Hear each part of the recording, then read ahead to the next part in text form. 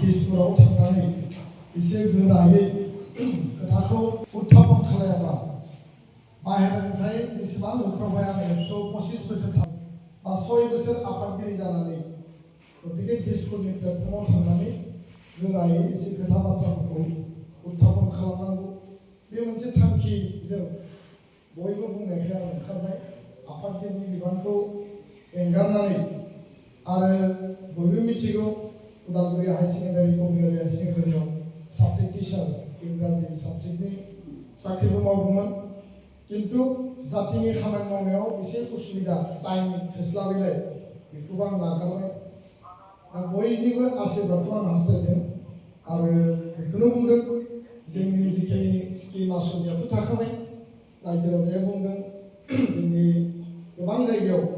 सोरबा अरुनदय मोननाय मोनै दानजानाय सेल्फ हेल्प ग्रुपनि रां मोननाय मोनै आइवाइन' बायदिसिना थासारि सिटुएसन मोनसे दङ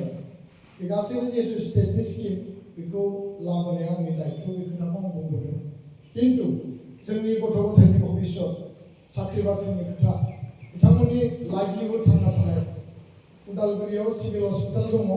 किन्तु बेयाव डक्टर एभेलेबल थाया नार्स नागिरना मोना मेडिसिन नागिरना मोना जोङो इमार्जेन्सि केसाव